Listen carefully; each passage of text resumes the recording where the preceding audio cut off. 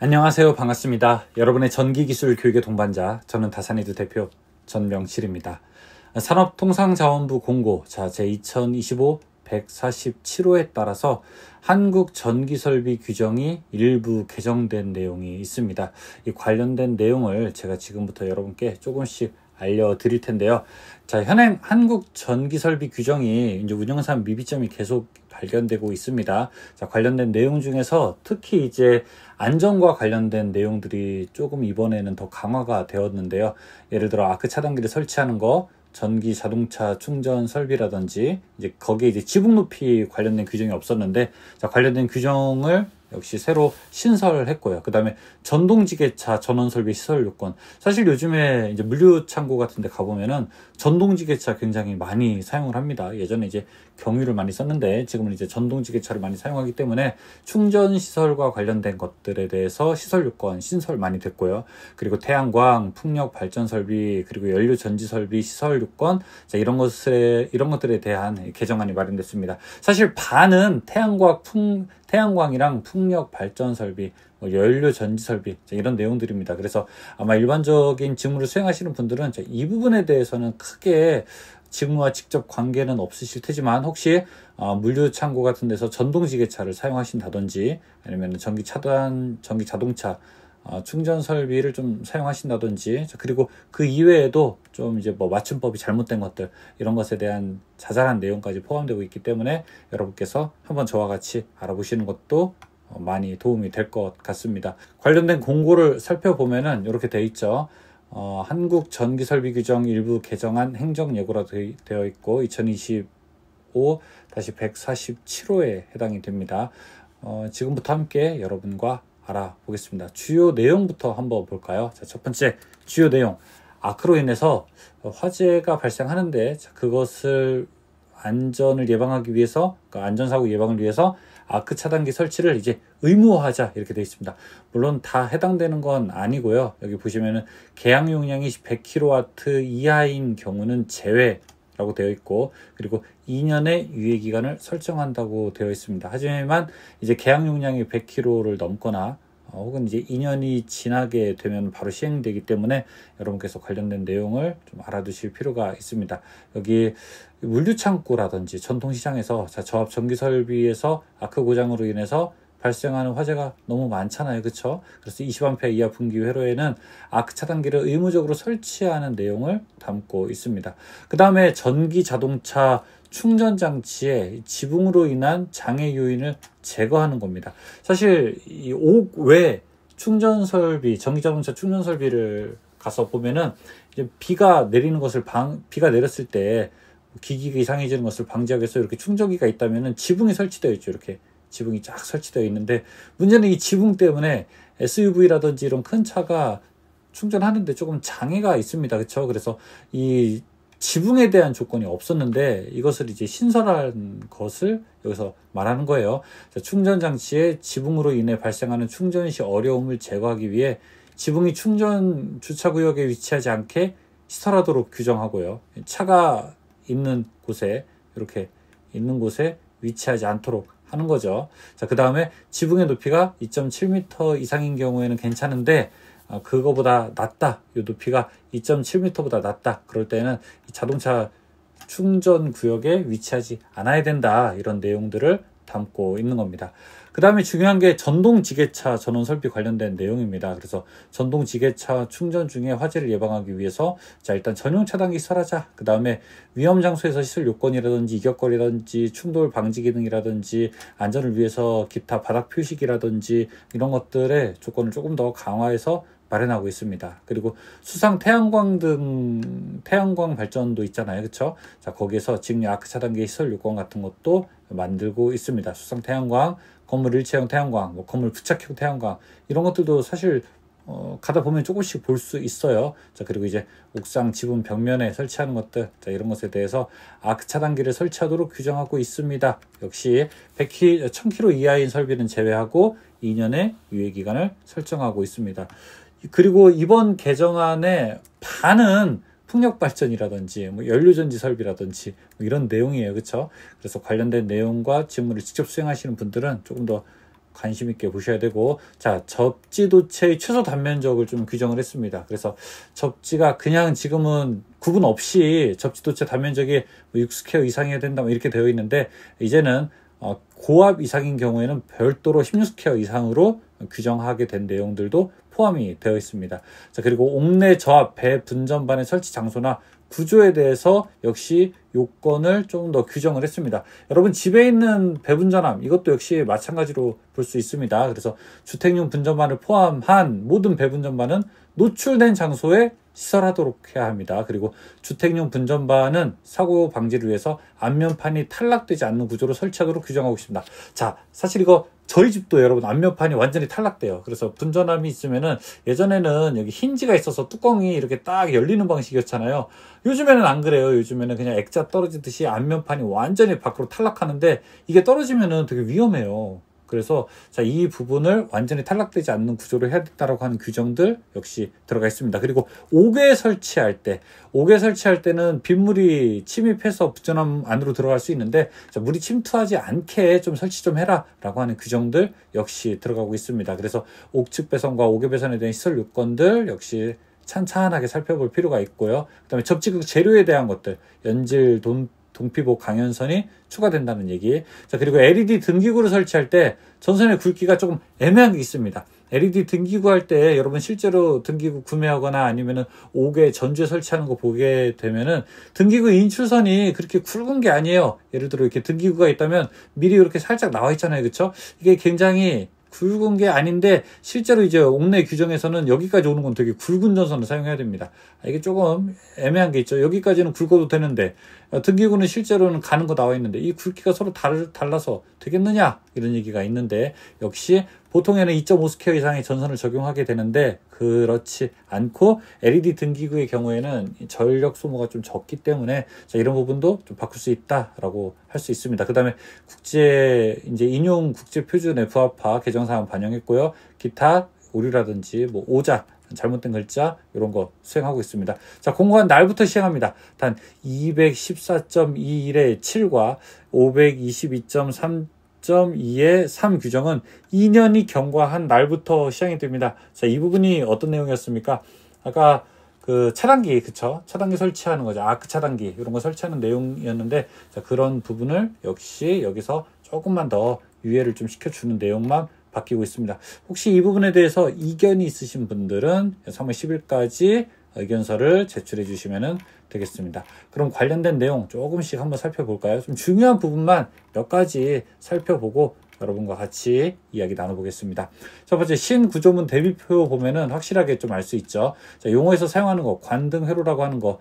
이 관등회로 아마 산업기사나 기사 준비하신 분들은 엄청 많이 해보셨을 거예요. 방전등용 안전기 또는 방전등용 변압기로부터 방전관까지의 전로를 말했는데요. 좀 다른 경우도 있을 수 있어요. 그쵸? 자, 근데 이제 원격 점검 장치가 들어왔어요. 과전압, 과전류 및 누설전류 등 전기 설비의 상태와 관련된 데이터를 측정하고 전송하는 장치를 말한다라고 되어 있습니다. 자, 이제는 확실히 이제 IoT 시대이기 때문에 원격 점검 장치에 대한 내용도 잘 보셔야 됩니다. 자, 저압 케이블도 하나가 더 추가됐죠. 이제 사용 전압이 저압인 전로의 전선으로 절연체가 폴리프로필렌 혼합물 케이블을 사용하는 경우를 이제 받는 것 이외에는 122.5의 3의 가부터 라까지 따른다라고 되어 있습니다. 자, 그리고 접지극의 시설 및 접지 저항값들을 볼 수 있는데요. 그전에는 이렇게 KSC, IC 60364에 따라야 된다라고 되어 있는데, 지금은 이제 표 142.2-1에 따라야 된다라고 이렇게 되어 있습니다. 근데 이제 표가 좀 이제 내용이 이제 좀 많아요. 그쵸? 그래서 보면은 이런 내용들도 있습니다. 보시면. 재료나 이제 표면에 따라서 최소 크기라든지 이런 것들을 조금 볼 수 있으니까 관련된 내용들도 여러분이 앞으로 관심 있게 보셔야 된다고 될 수 있고, 자, 접지극에서요, 철근 콘크리트에 용접된 금속 보강재 좀 있어요. 철근 빠졌습니다. 그냥 콘크리트 내에 용접된 금속 보강재라고 되어 있고요. 다음에 이제 접지 도체에서요, 조금 헷갈리는 말이 있었죠. 예전에 보더라도 좀 혼동되는 말이 있었어요. 예를 들어 이런 거 있잖아요. 접지도체의 단면적 어떻게 해야 됩니까? 큰 고장 전류가 접지도체를 통하여 흐르지 않을 경우에는 근데 이게 큰 고장 전류가 흐를지 안 흐를지 잘 모르는데 그리고 큰이 뭐냐라고 이렇게 생각할 수 있는데 자 이거 삭제됐어요 역시. 그리고 접지도체는 자 최소 단면적 다음과 같다.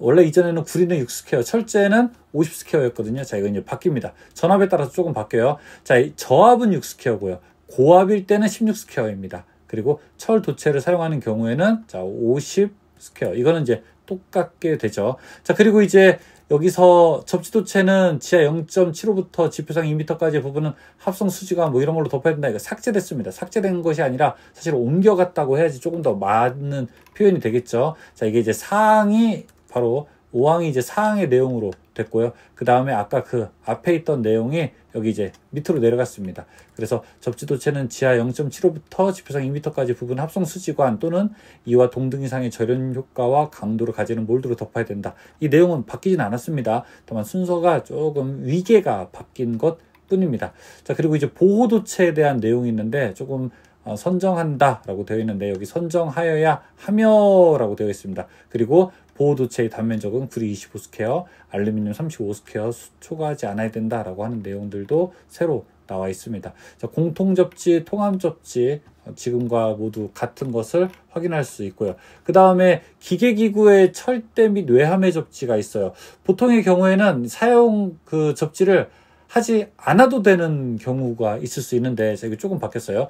자, 140에 의한 접지공사를 하여야 된다라고 되어 있어요. 여기서 지금 보시면 이것도 규정에 따라 접지를 하여야 된다라고 되어 있는데 이번에 어느 하나에 해당할 때에는 규정에 따르지 아니할 수도 있고 접지 안 해도 된다는 거예요. 어떤 거? 직류 300V 또는 교류 150V 이하인데 건조할 때 이때는 야 접지 안 해도 되지 않아라고 했는데 삭제됐어요. 접지 그냥 해야 합니다. 그 다음에 몇 가지 또 있었어요. 뭐 건조한 목재의 마루 이런 거 사용하는 거, 절연성 물건 위에 취급할 때, 그래서 빠져나갈 구멍들을 사실 조금 더 줄 수 있었어요. 그쵸? 적당한 뭐 절연대를 설치하는 경우, 그 다음에 뭐 계기용 변성기가 고무, 합성수지 기타에 절연물로 피복한 경우, 그 다음에 또 재밌는 거 있는데, 여기 이중 절연 구조로 되어 있는 기기기구를 사용할 때, 근데 요즘에 현장에서 사용하는 뭐 드릴 같은 거 이런 거 이중 절연 기구 굉장히 많이 있거든요. 자, 이런 것들도 이제 설치해야 됩니다. 그 다음에 여기 인체 감전 보호용 누전 차단기 30mm, 그 다음에 0.03초 이하 동작을 시설하는 경우, 자, 이럴 때도 생략할 수 있었는데 안 됩니다. 그 다음에 사람이 접촉할 우려가 없도록 시설할 때, 자, 이것도 해당되지 않습니다. 그냥 접지 이제는 해야 된다라고 보시면 됩니다. 자, 그리고 이제 인하도선 시스템, 전기 이제 내려오는 부분이죠. 원래 인하도선 시스템에서는 보호 대상 건축물 구조물의 투영에 따른 둘레 가능한 균등한 간격으로 배치하고, 다만 노출된 모서리 부분에 우선하여 설치한다고 되어 있잖아요. 이게 조금 달라요. 그래서 뭐라고 해야 되나요? 노출된 부분을 좀 먼저 설치하는 게 어떻겠니? 이렇게 조금 약간 권장한다는 느낌이라면 여기 내용을 보시면은 그냥 지금은 인하도선은 구조물에 노출된 모서리에 설치해야 해. 야, 원래 이게 원칙이야. 라고 하면서 원칙을 좀 바꾸죠. 그러나 이제 가장 가까운 인하도선과 노출된 모서리 사이의 거리가 다음에 어느 하나에 해당할 때, 그래서 이거는 이제 좀 예외 규정. 이럴 때는 조금 우리가 다른 규정으로 하자라고 하지만 원래 인하도선은 구조물에 노출된 모서리에 설치해야 한다라고 하는 것을 기준, 원칙으로 강조를 하고 있습니다. 자, 그 이외에는 다른 부분은 그냥 우리가 넘어가도 괜찮은 부분일 것 같습니다. 그리고 상용주파 고장전압의 크기와 지속시간, 이거 혹시 기사 공부하거나 아니면 기술사 공부하시는 분들은 이런 내용들은 조금 더 잘 봐두셔야 될 것 같아요. 자, 그리고 여기 중성선 및 보호도체의 식별에 대한 이야기인데요. 절연된 PEN 도체는 다음 중 하나의 방법으로 표시해야 된다. 그래서 길이 전체에 녹색, 노란색, 단자에는 파란색으로 표시하고요. 그렇죠?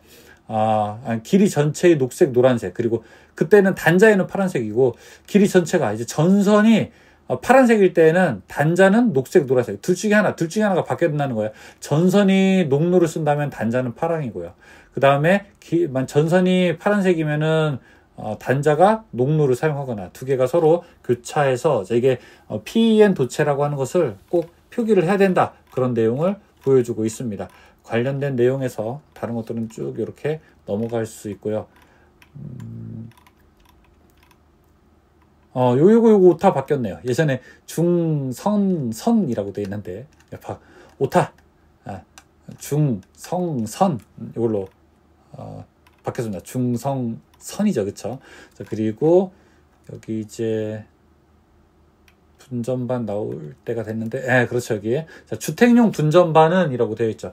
일단 첫 번째, 옥내에 시설하는 저압용 배 분전반의 기구 및 전선은 쉽게 점검할 수 있도록 시설해야 하고, 다음에 따라야 해요. 나머지는 다 같아요. 근데, 주택용 분전반은 이제 배 분전반, 배전함이나 분전반이라고 되어 있고, 자, 이것은 노출된 장소에 시설하며, 구조는, 자, 여기 보시면, 신발장, 옷장 등의 은폐된 장소에는 시설할 수 없다고 되어 있습니다. 이게, 조금 우리가 규정된 내용을 확인해야 되는데, 사실은 예전에는 다 신발장, 그 다음에 옷장 안에다 넣었는데, 지금 신발장에다가는 넣을 수 있는데, 대신 앞에다가 선반을 설치할 수는 없거나, 신발장 안에 표시는 해둬야 될 겁니다. 자, 이 부분은 조금 더 확인을 해봐야 됩니다. 그리고 여기서 보시면은, 안면판은 탈락되지 않는 구조일 것이라고 되어 있잖아요. 여기 보시면은 역시 항해 주택용 분전반의 구조는 앞면판은 탈락되지 않는 구조일 것, 역시 조금 더 강화해서 표현을 하고 있습니다. 그리고 전주 외등에 대해서도 여기서 이야기하고 있죠. 여기 또 신설된 거, 5개로 연결되는 배관, 배선 등을 통하여 분전반 내부로 물이 침입하지 않도록 시설할 것이라고 되어 있습니다. 보통 이제 우리가 집에 보면은요, 여기 분전함이 있으면은 옥 외일 때도 전선이 이렇게 쭉 내려와서 위에서 이렇게 떨어지는 경우가 있어요. 그러면 여기서 빗물 타고 내려오는 거죠. 어떤 경우 생각하지 말고 반드시 이렇게 밑에서부터 아래에서 위로 올라오는 구조여야 됩니다. 그래야지 빗물이 내려오더라도 여기 이제 떨어지는 구조로 되어 있죠. 그 다음에 캐너피, 지붕 같은 거 반드시 있어야 되는 거죠.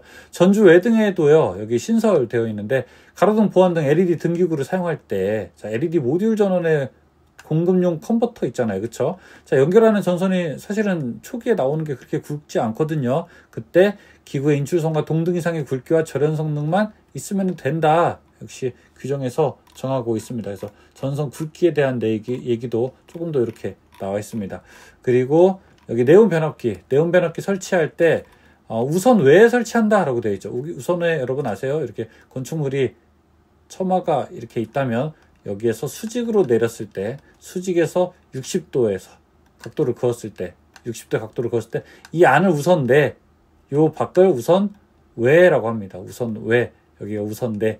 비가 막 오더라도, 빗물이 조금 바람에 날리더라도, 침투를 받을 우려가 있는 곳은 외, 없는 곳은 우선 내라고 하는 거죠. 그러니까 비우자예요. 이 선에 바뀌냐, 아니냐, 이런 표기인데, 이것이 이제 조금 좀 틀려서 이제 옥측 또는 옥외라고 이제 규정을 조금 더 알아듣기 쉽게 내용을 바꿨습니다. 그리고 노출 장소 점검할 수 있는 은폐 장소에 대한 여기 전압 구분 같은 것들도 여기 좀 더 있고요. 그 다음에 전원 장치에서 전원 변압기를 사용하고 라고 되어 있는데, 고압 이상일 때는 혼촉 방지판이 설치된 것을 사용해야 된다라고 되어 있습니다. 그리고 충전 장치도 전기 자동차의 충전 장치라고 되어 있는데, 그냥 충전 장치가 아니라 전기 자동차의 충전 장치 또는 충전 장치라고 되어 있으니 이 내용도 보실 수 있습니다. 신설된 내용, 전기 자동차 전원 설비에 대한 내용 보면은요, 신설, 이렇게 이제 지붕, 캐노피 있잖아요. 그렇죠? 자, 지붕이 충전 주차 구역 내외에 위치하지 아니해야 된다. 그래서 자동차 주차 구역에 없어야 된다. 이런 내용입니다. 다만 지붕의 높이가 그런데 엄청 높아요. 예를 들어 2.7m 이상인 경우에요. 예를 들어 지하 주차장보다 갈 수 있는 그 정도 높이가 된다. 그러면 그때는 예외로 하자라고 되어 있습니다. 자, 특히 이제 전동지게차에 대한 내용들이 좀 많이 나와 있습니다. 그래서 전동지게차의 전원 설비라고 하는 게 뭐냐? 전원을 공급하기 위한 충전 장치, 충전 케이블, 그리고 충전 설비 이런 거 모두 다 전동지게차의 전원 설비라고 할 거다라고 이제 먼저 그 범위를 규정을 하고 있습니다. 그 다음에 이 내용들 충전 장치가 어떻게 되어야 되는가, 이 부분에서 이렇게 쭉 나와 있게 되죠. 여러분 전동지게차 지금부터 이제 잘 보셔야 됩니다. 굉장히 중요한 내용들이 많이 나와요. 그래서 혹시 회사에서 전동지게차 충전 설비를 사용하시는 분들은 이 내용을 좀 꼭 잘 보셔야 됩니다. 그래서 먼지가 많은 장소 어떤 규정을 있어야 되는지, 그 다음에 여기 위험 표시를 해야 됩니다. 그렇죠? 위험 표시 같은 것들, 그 다음에 충전 케이블 높이 같은 것들도 있어요. 바닥에서부터 얼마 5개일 때 얼마 이런 거.